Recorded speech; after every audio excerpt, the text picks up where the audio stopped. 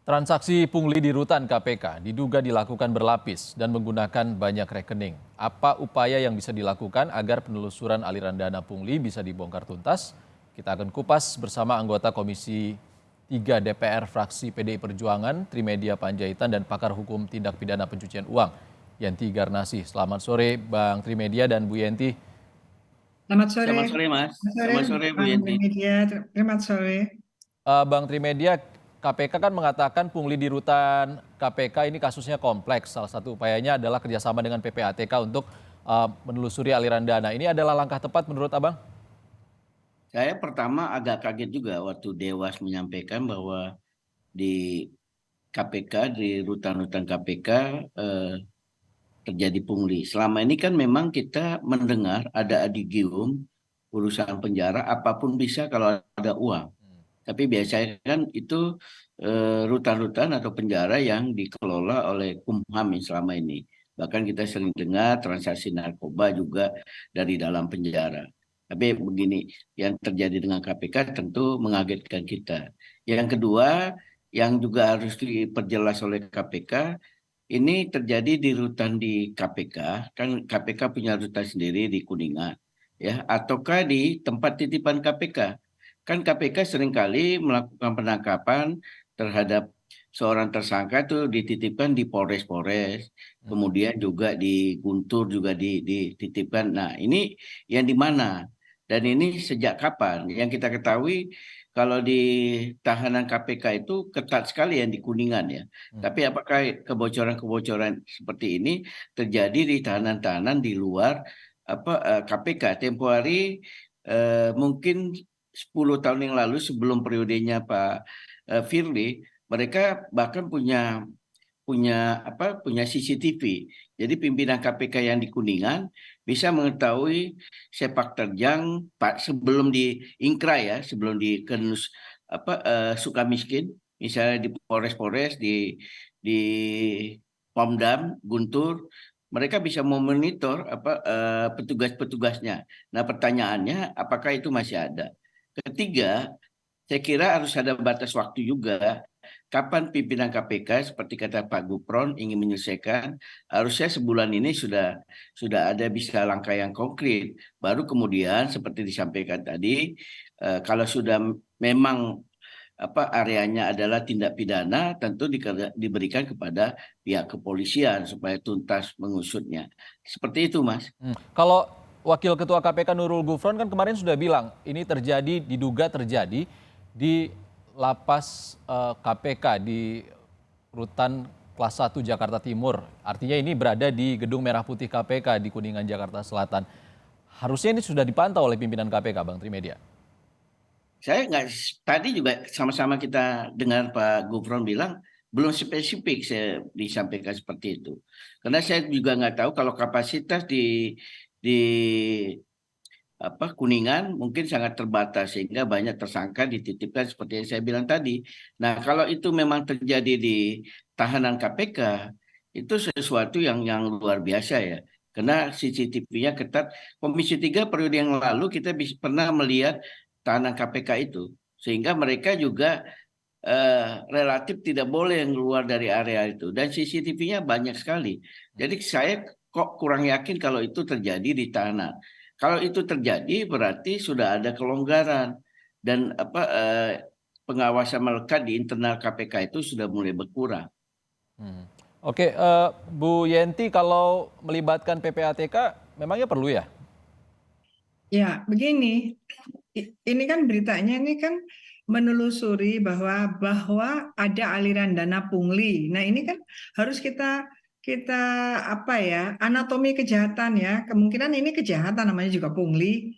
Ini sampai di mana? Karena kan anatominya, kronologinya itu harusnya sudah ada pungutan liar. Pungutan liar itu kan tidak harus bilang di sana lewat CCTV, bisa jadi bukan gitu ya Bang ya, ngomong-ngomong dulu atau dan sebagainya, baru kemudian keluarganya mereka mungkin dikirimkan ke keluarganya yang disuap gitu kan. Suap kan itu akhirnya kan kan pungutan liar pada intinya kan suap juga.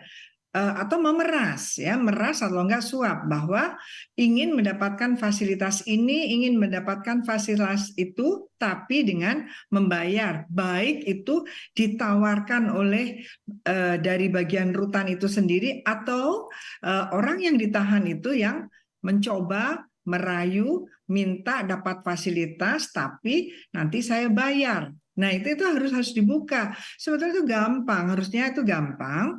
Nah, kemudian kalau sudah beberapa kali dan kemudian ternyata di rekening-rekening yang disebutkan adalah aliran 4 miliar tadi, itu yang dibawa ke PPATK.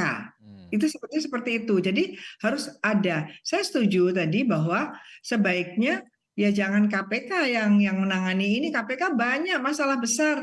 Ini walaupun 4 miliar juga besar ya untuk pungli, tapi KPK itu sedang menangani kasus-kasus besar. Jadi nggak usah lah ini biar aja supaya nggak konflik of interest dan juga tidak dicurigai masyarakat. Ini biarlah kalau nggak polisi ya jaksa, polisi saja. Tapi Bu Yenti, kalau Ya, kemarin ke Pak Saud Situmorang, mantan Wakil Ketua KPK bilang, ya. ini bisa berimplikasi besar. Angka punglinya besar, 4 miliar. Dan diduga mungkin bisa saja memasukkan alat komunikasi. Dan di sana tahanan korupsi semua. Betul, ya itu kan awalnya kan eh, awalnya kan ketika sudah ditahan harusnya kan sudah diikuti dengan penyitaan itu antara lain pakai TPPU, toh sudah ditahan ya Bang, ya kan sudah ditahan, pastinya penyitaan udah jalan juga supaya tidak bisa membayar pungli, supaya tidak bisa menyogok, makanya punglinya ini bagaimana, apakah ini adalah diperas oleh orang yang menjaga orang-orang rutan ataukah mereka menyuap orang rutan, kan gitu, kemudian diberikan. Bukan saya minta maaf, saya mengatakan 4 miliar karena banyak korupsi kita triliun-triliun. Jadi saya bilang ini kan nggak terlalu besar 4 miliar kan, triliun-triliun yang sedang ditangani oleh KPK. Misalnya KPK sedang bikin tentang Kementerian Pertanian, kan ada juga itu yang belum selesai banyak. Kemudian KPK sedang BTS itu banyak. Ini dibandingkan yang triliun-triliun kan kecil. Dan lagi ini gampang hanya di antara mereka. Mungkin mereka memasukkan handphone, mungkin minta jam kunjungan lebih panjang, lebih banyak, padahal tahanan korupsi. Ya itu intinya mereka melakukan yang namanya perbuatan yang morally itu korup gitu ya. Jadi ini dugaannya pasti tindak pidana, tidak mungkin pelanggaran administrasi. Kalau jam 9 jadi jam 10. Kenapa harus datang sampai jam 10 tapi sampai jam 12? Bukan masalah administrasi sampai jam 12, tapi sampai jam 12 itu karena mereka bayar. Nah, itu sudah masuk kepada korupsi. Itu masuk korupsi di sana kan? Korupsi ataukah kalau memang bukan kalau penegak hukum kan korupsi menerima. Kalau yang menjaga itu misalnya sipil, ya mereka pemerasan, KUHP pun ada. Jadi harus betul-betul dilihat kejahatan asalnya apa dan sudah sekian lama akhirnya ada 4 miliar. Nah 4 miliar ini pendekatannya pakai TPPU dan kemudian minta pada PPATK, harusnya sekarang udah ada LHA-nya. LHA rekening-rekening tersebut, apakah rekening-rekening tersebut yang menampung 4 miliar tersebut terkait dengan petugas-petugas di sana, dan jangan berharap nama petugasnya apakah istrinya bisa, apakah keponakannya bisa. Bu Yenti, Jadi artinya bisa ditindak TPPU? iya, ya pasti harus pakai TPPU kalau sudah begini. Itu yang membuat mereka jera. Bahkan yang ditahan pun harusnya kalau sudah ditahan itu harusnya sangkaannya sudah ada TPPU-nya. Itu yang saya sayangkan, ada peraturan yang sangat sangat bisa menjerakan dan tidak membahayakan yang lain karena sudah disita, berarti dia kan kemungkinan tidak bisa menyogok di tahanan.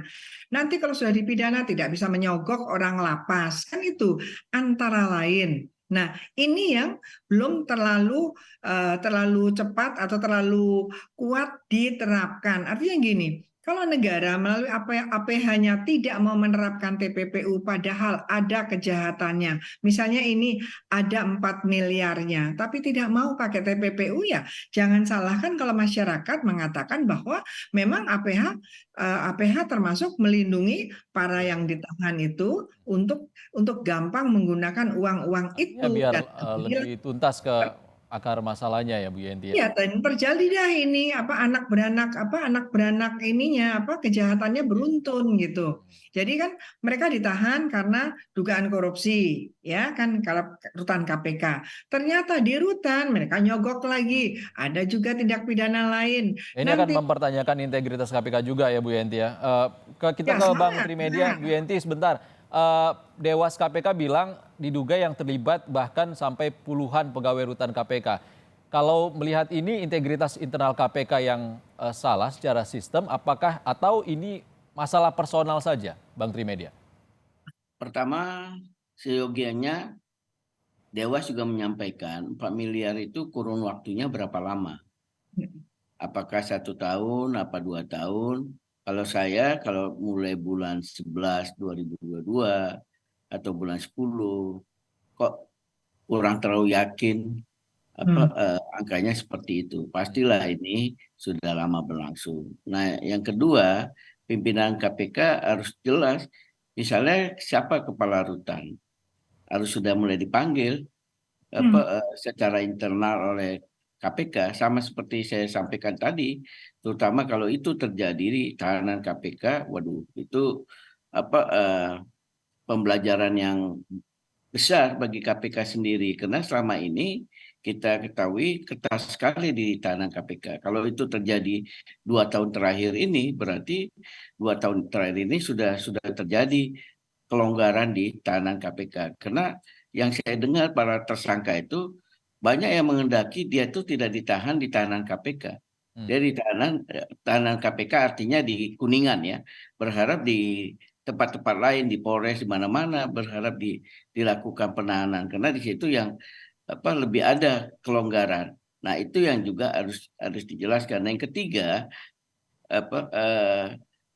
tanpa diminta, saya kira juga pihak kepolisian bisa segera berkoordinasi dengan KPK, membantu KPK supaya bisa mengungkap ini. Saya khawatir kan tidak kalau kita lihat sejak Pak Firly terpilih sebagai ketua KPK, yang menyeleksi kan juga panselnya Ketuanya Ibu Yenti. Bu Yenti gitu loh. Apa namanya? Kan banyak turbulensi sama Pak Firly ya. Sampai terakhir kemarin sudah diinikan oleh Dewa, cuman di Polda Metro juga ada seperti itu. Jangan kelihatannya kan berasa sekali itu turbulensi yang terjadi. Kalau kinerja tidak ada lagi yang bisa mempersoalkan kinerja dari orang-orang yang dipilih Ibu Yenti ini. Ya. Nah, ini soal kerikil-kerikil, katakanlah ini kerikil ya, soal di tahanan seperti ini harus segera diungkap. Saya kok kurang yakin ya itu pakai rekening pemberiannya ya. Oke. Bu Yenti, singkat saja, sebagai Ketua Pansel yang memilih pimpinan KPK, Anda melihatnya ini adalah celah tindak pidana karena sistemnya yang salah atau murni integritas dari pegawai rutan saja? Karena kan sumbernya banyak, dari Kumham ada, dari pegawai ASN ada, juga dari outsourcing ada di sana, Bu. Ya pasti integritas ada. Orang itu pasti ada sisi baik dan sisi akan melakukan keburukan. Tetapi itu harusnya bisa dijaga dengan pengawasan-pengawasan, baik itu internal, eksternal, ataukah pengawasan CCTV. Nah, kalau sekian lama tidak dilapor-laporkan, siapa pembiaran ini sebetulnya permasalahan besar kita. Jangankan ini kan korupsi ya. Jangankan korupsi yang ini, korupsi BTS, korupsi yang lain itu internal pengawasannya bagaimana? Artinya ada pembiaran ini Bang Tri yang harusnya inspektorat dan sebagainya. Nah, sekarang walaupun itu adalah KPK nomor 1, ketua rutannya harus diperiksa. Diperiksa kenapa? Mungkin ada whistleblower system yang tidak jalan lagi di KPK, Bu Yenti? Bisa jadi apapun bisa ya. Yang namanya menangani kejahatan, kita berhadapan dengan orang-orang yang mempunyai satu antisocial behavior, orang yang berusaha untuk berbuat jahat, apalagi menghadapi orang-orang yang disangkakan dengan persangkaan kuat karena sudah ditahan ya Bang ya. Oke. Sangkaan kuat sekali udah ditahan. Nah, itu pasti dia tahu celah-celahnya mereka ingin dapat fasilitas, ingin mendapatkan lebih mudah. Bukan hanya di sinilah, kita perlu melihat yang ditahan di Kejaksaan Agung, di polisi juga ada bargaining kok itu. Bargaining dalam artian kalau bisa minta ke sana, minta begini, minta Oke. begitu, ada uangnya. Nah, ini yang harus betul apa tidak suara-suara masyarakat termasuk dari tadi whistleblower tadi Ah, yang sebentar Mas. menyampaikan. Itu yang saya sebutkan tadi Bu Yanti, Bu Ya, Yanti. Apakah karena banyak tersangka yang tidak ingin ditahan di Kuningan. ya, Nah, apakah bagian dari itu juga yang disebutkan ada pungli di KPK ini? Kalau itu bagian dari itu juga, saya bisa Oke. memahaminya. Bang Trimedia, Bu Yenti, waktu kita sudah ya. habis. Tapi Tentunya gini, kita akan menunggu penyelidikan dari KPK. jadi Apakah KPK ya, yang akan jadi menyelidikannya? ditawarkan.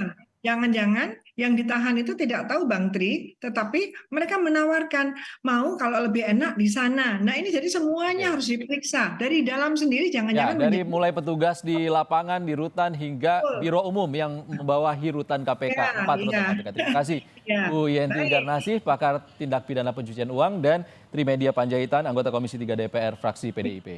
Terima kasih. Dari Terima kasih sama-sama Mas, Bang terima Tri. kasih Bu Yanti. Bang Tri Media, kapan-kapan